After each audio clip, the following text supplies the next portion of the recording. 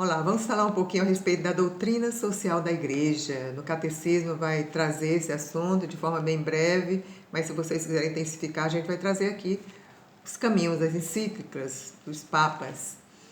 Então, a doutrina social da igreja, ela versa sobre dois pontos muito importantes. Primeiro é a dignidade humana. Esse é o ponto. A gente sabe que o cristianismo, numa escala de valores a respeito das coisas criadas, o homem ocupa um lugar de destaque. Então, a doutrina social da igreja é voltada para a dignidade do homem. Outro ponto é o bem comum em sociedade. Já que no primeiro artigo do Catecismo, 2419, já vai dizer que a igreja, pelo fato dela ter recebido de Deus, né, a revelação, ela tem uma compreensão mais profunda com relação à verdade do homem. E a gente já tem dito várias vezes, quando se trata de fé, mas também de moral, né, a igreja é quem bem tem autoridade para falar. Justamente por isso, por conta da revelação que ela recebeu. E a gente sabe, a gente viu que a moral está impressa na moral cristã, aquilo que é natural, está impresso na nossa natureza humana.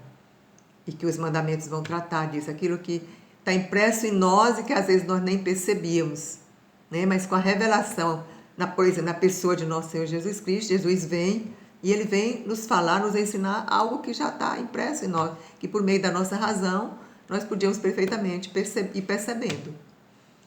Não é verdade? Então, no artigo 2420, vamos ler, porque é muito interessante. Eu achei muito interessante esse artigo. No artigo 2420, vai dizer: a igreja, ela emite um juízo moral em matéria econômica e social.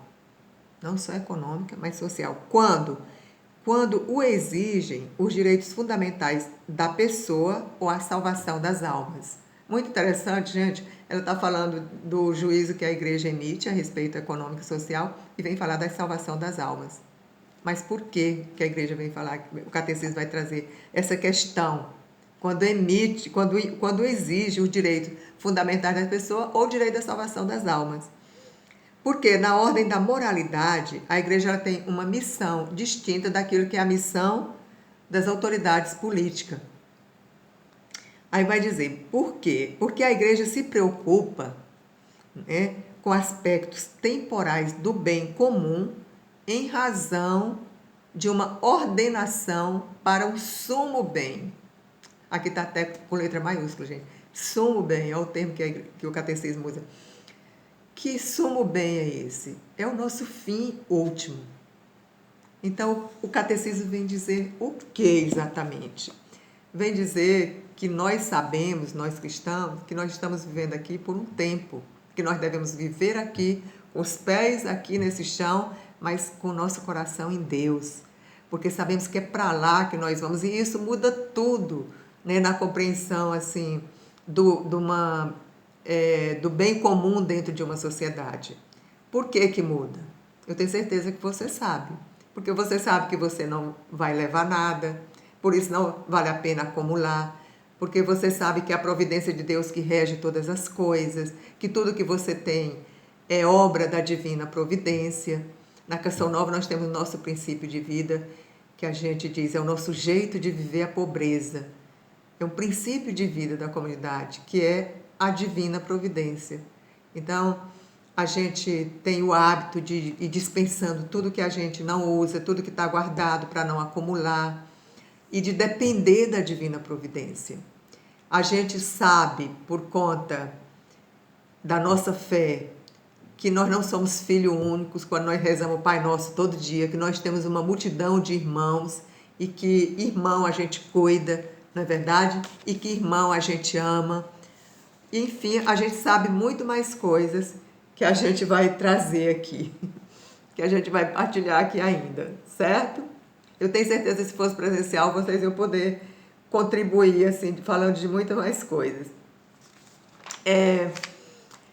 Então, a igreja ela emite esse juízo de valor, esse juízo moral que a gente falou aqui. Mas ela emite assim do nada? Não. Ela adota 3 princípios.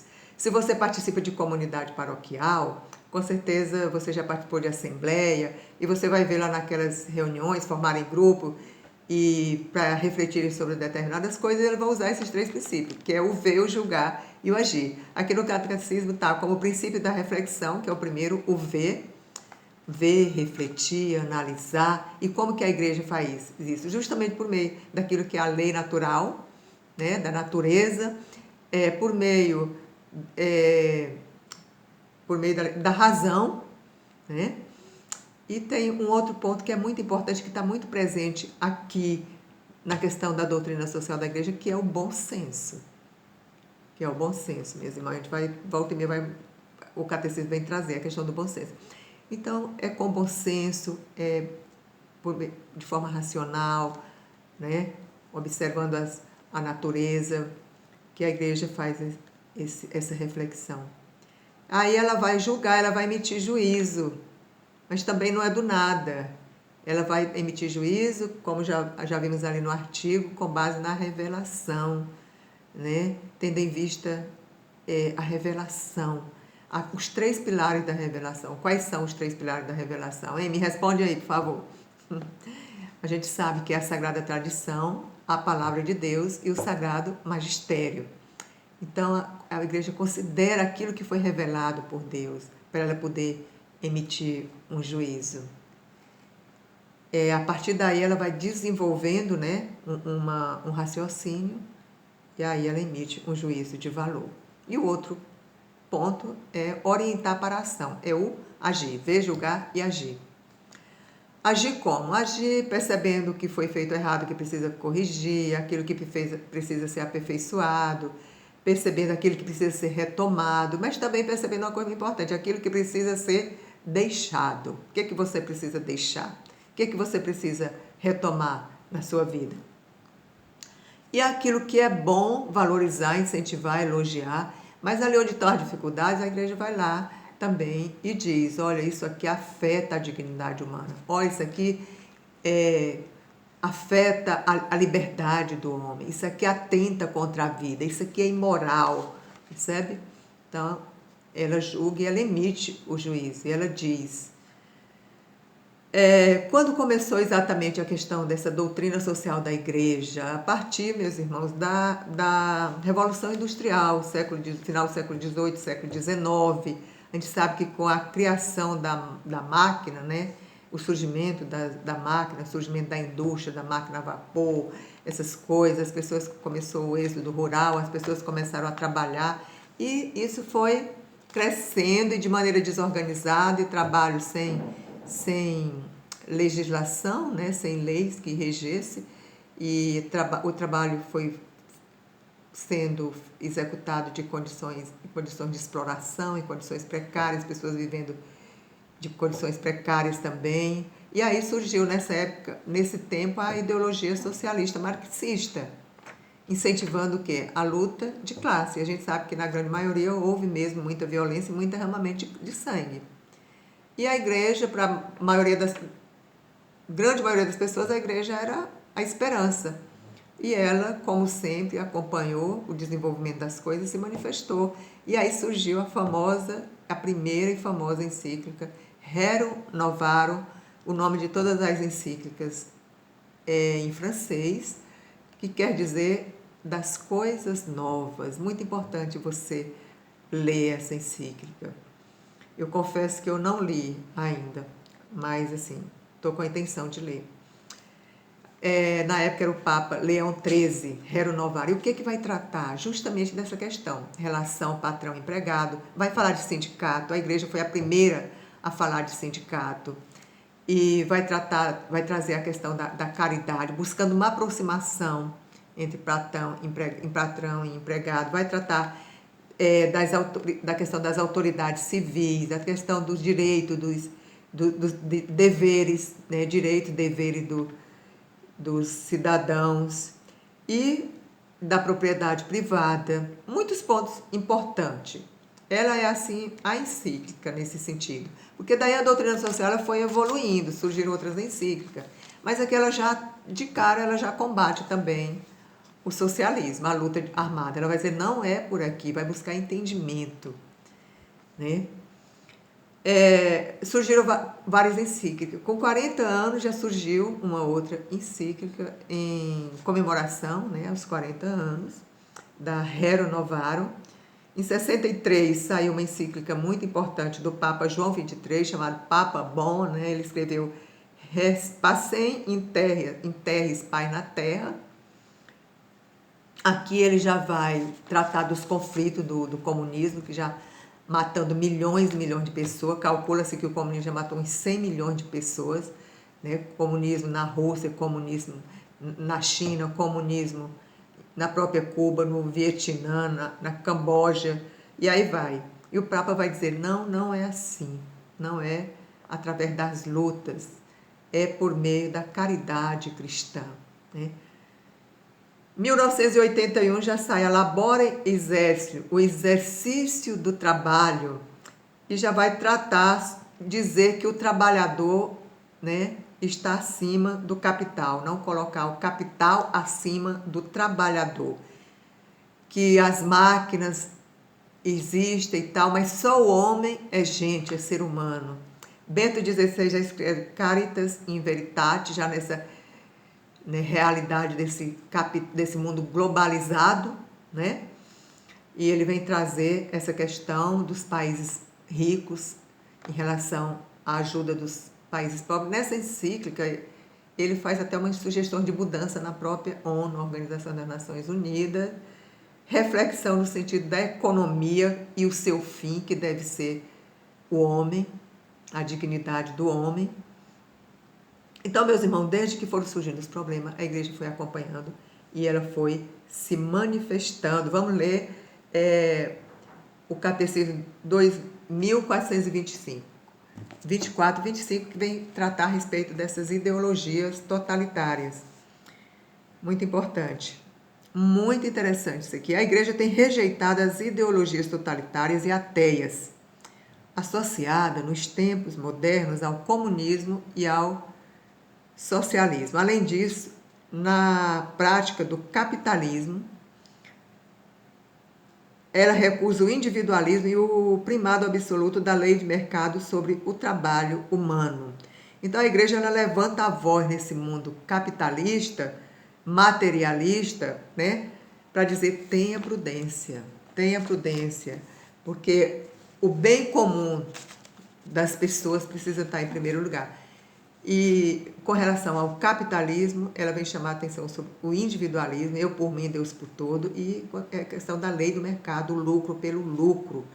Aqui, antes, no 2424, já vai dizer, o lucro não pode ser a regra exclusiva e o fim último das atividades econômicas, que é moralmente inaceitável. É um sistema que sacrifica os direitos fundamentais das pessoas. Então, a igreja chama a atenção do capitalismo nesse sentido. E com relação ao comunismo, ao socialismo, é preciso dizer que todas as encíclicas, que os papas, em todos os tempos, eles combateram o socialismo. Está bem claro também aqui no catecismo, não é verdade? E eu trago assim mais a questão aqui do socialismo e do comunismo, por ser uma ideologia materialista, ateia. Ela tira Deus do centro, do meio das coisas. E tirando Deus do meio das coisas, o que vai restar? Não é verdade? Ele combate a religião. Ele não só ignora, mas ele combate a questão desse combate ferrenho à religião. O próprio Marx já está lá nos seus escritos, eu acho que a frase não é dele, mas ele já traz que a religião é o ópio do povo, é o ópio da humanidade, é a praga da humanidade. Então, esse combate é por quê? É justamente por conta dos valores que a religião conserva. Valores que eles, hoje você vê, o quanto essa ideologia, ela tenta assim, desconstruir esses valores. Essa palavra desconstrução é bem interessante e é bem propícia, é bem própria. Porque diz mesmo, a palavra é essa, desconstruir. Desconstruir que valores, esses valores que nós estamos vendo que a moral cristã vem preservar, vem defender. Como nós vimos, qual o valor que esse mandamento vem preservar? Vem preservar a vida. E a vida, por exemplo, é um valor que está sendo assim, buscando desconstruir por meio de quê? Por meio do aborto, por meio da eutanásia, desconstruir a castidade, por meio de um sexo desregrado, tanto que a questão do sexo, todas as formas de sexo, todas as ofensas à castidade, vem sendo assim incentivado de todos os jeitos, desconstruir o que? A família, por meio de qualquer união, de qualquer jeito. Essa ideologia LGBT, ela vem trabalhando nesse sentido, né? Então a gente está vivendo esse tempo de desconstrução. E nesse sentido agora estão querendo desconstruir até o português, né? Mudar para uma língua neutra. Aí, para você ver até que ponto, assim, até que ponto as coisas estão chegando. E como que eles fazem esse trabalho? Vão entrando ao longo de muitos anos, ao longo de muito tempo, vão entrando na vida, está presente, hoje está presente nas escolas, a gente tem chamado a atenção aí para a questão de vocês acompanharem mesmo o que seus filhos estão vivendo, recebendo, nas redes sociais. E hoje está presente é presente na arte, é presente na cultura, mas um ponto que eu acho que tem mais atingido a população brasileira, porque ela atinge em todos os níveis, é por meio da dramaturgia, né? Em todos os níveis, essa questão por meio da televisão, por meio de novelas, por meio de séries, por meio de filmes, mas principalmente, no caso do Brasil, por meio das novelas. E aí você vê ali como que a coisa é feita, a coisa é bem pensada, né? Para você começar a torcer para que o casal se separe é bem facinho, porque você coloca ali um marido que trai a mulher, um marido que maltrata a mulher, e aí você já começa a torcer para que... E ela começa a se apaixonar por outro, e você começa a torcer para que ela fique com outro. É desse jeito. E assim, do mesmo jeito, a questão da castidade, como que eles trazem os personagens de um padre ou de uma religiosa? O padre, ele é um fraco, ele, na primeira possibilidade, ele se apaixona, ele deixa o sacramento. E aí, por aí vai, meus irmãos. A questão da afetividade, da sexualidade é trabalhada do mesmo jeito, de forma que você vai sendo induzido naquele sentido, e aí você começa a achar que nada é nada, que o que vale é você ser feliz, que aquilo é o caminho da sua felicidade. E ali, como que as pessoas rezam na novela? Você já viu como que as pessoas rezam? Pega a imagem de Nossa Senhora, pega um texto, bota na mão, beija, faz o nome do Pai e faz um pedido, minha santinha, não sei o que, não sei o que, não sei o que, ponto, tchau. Então, meus irmãos, é tudo de forma distorcida, porque o que é belo no ministério de um padre não é mostrado. O que é belo em um matrimônio feliz, vivido em Deus, de entrega, de doação, não é mostrado. Então, mas para a gente saber que ali não está a serviço de Deus, que as pessoas ali não são cristãs, que as pessoas ali não cultivam esses valores. E essa ideologia ela vai entrando em todos os lugares e vai entrando, inclusive, a igreja. Acho que foi o Papa Paulo VI que falou que a fumaça de Satanás tinha entrado dentro da igreja e a igreja estava dividida, né? Por conta disso. O que é a ideologia socialista dentro da igreja? É a famosa teologia da libertação. Ela não é assim uma doutrina em si, como a gente falou a respeito dos arianos, né? Que um bispo teve uma interpretação diferente, errada, e levou muita gente com ele, mas ali era uma doutrina diferente a respeito da pessoa de nosso Senhor Jesus Cristo, fácil de combater não, mas tinha era mais assim, fácil, a palavra vai ser fácil mesmo, porque tinha um foco ali à vista, né? Sabia-se o que precisava ser trabalhado, e foi feito e foi combatido por meio do concílio. Mas aqui no caso da teologia da libertação, não é uma doutrina, ela está presente, é um jeito, é uma forma de interpretar a palavra de Deus, onde aquilo que é transcendente, né? Onde aquilo que é divino, que é transcendente, ele vai sendo reduzido, porque ela tem mesmo essa capacidade de tirar de Deus do centro. dentro da igreja não é diferente, vai sendo reduzido. Aí você começa a ver o padre pregar sobre o milagre da multiplicação do pão, omitindo que ali houve que os pães foram multiplicados, né? Chamando a atenção apenas para a questão da partilha dos pães, que quando a gente partilha o que tem, né? Quando a gente partilha o que tem, não nos falta nada. Não, nós somos chamados mesmo a partilhar o que temos. Está presente aqui na doutrina social da igreja. Mas ali houve um milagre da multiplicação do pão para que pudesse haver a partilha. Percebendo a diferença? Então, o mar vermelho para que os judeus passassem, de repente não foi mais o mar que se abriu, era uma maré que estava alta, sei lá. Então, é assim, o divino, o transcendente, ele vai sendo reduzido, e de repente a pessoa de nosso Senhor Jesus Cristo vai sendo transformado em um revolucionário social. E Jesus, meus irmãos, ele veio e disse: eu vim para que todos tenham vida, e vida plena, e vida em abundância. Eu não vim pelos sãos, eu vim pelos pecadores. E Jesus, ele não veio para ficar ao lado dos pecadores, mas ele veio para ressuscitar, para reerguer os que estão caídos, assim como o médico faz com o doente. O doente não vai, põe uma maca lá do lado, fica deitado do lado do doente. O médico vai tratar para que o doente se restabeleça. Jesus, como Filho de Deus, ele veio para os pecadores. Onde abunda o pecado, superabunda a graça de Deus.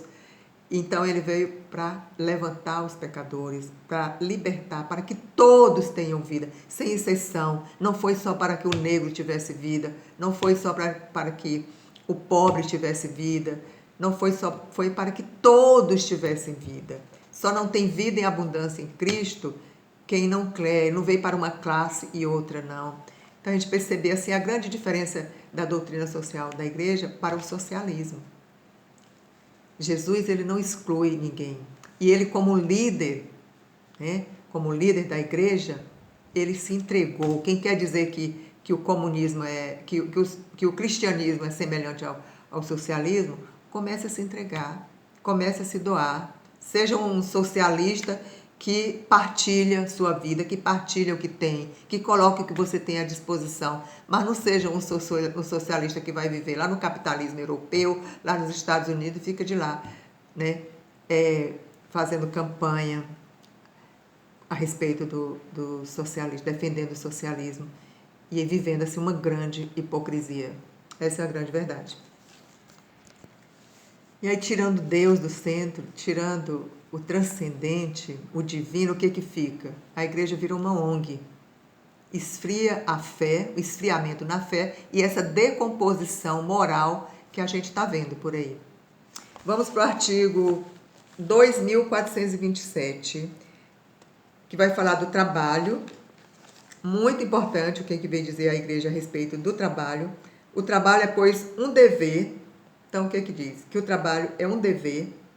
Quem não quer, porque a palavra mesmo vai dizer que quem não quer trabalhar não deve comer, vai dizer lá em Tessalonicense. O trabalho é honra dos dons que nós recebemos talento para que possamos trabalhar. Vamos honrar esse talento, não vamos esconder esse talento. Nós conhecemos a parábola dos talentos, onde tem aquele que esconde os talentos, não é verdade? E o trabalho tem um sentido assim, que eu acho fantástico, que é o sentido redentor, né? Quando o homem foi expulso do paraíso, Deus disse para ele: vai viver com o suor do seu rosto. Então o trabalho, ele tem sentido redentor, de nos redimir dos nossos pecados. Nós possamos unir a nossa cruz, né? Aquilo que é o exercício do nosso trabalho, as nossas lutas, unir ao sacrifício de Cristo e oferecer ao Pai.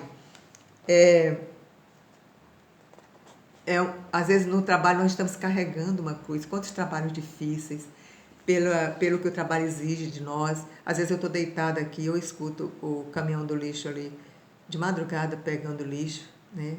Nossa, aquilo você fica assim incomodada, meu Deus do céu.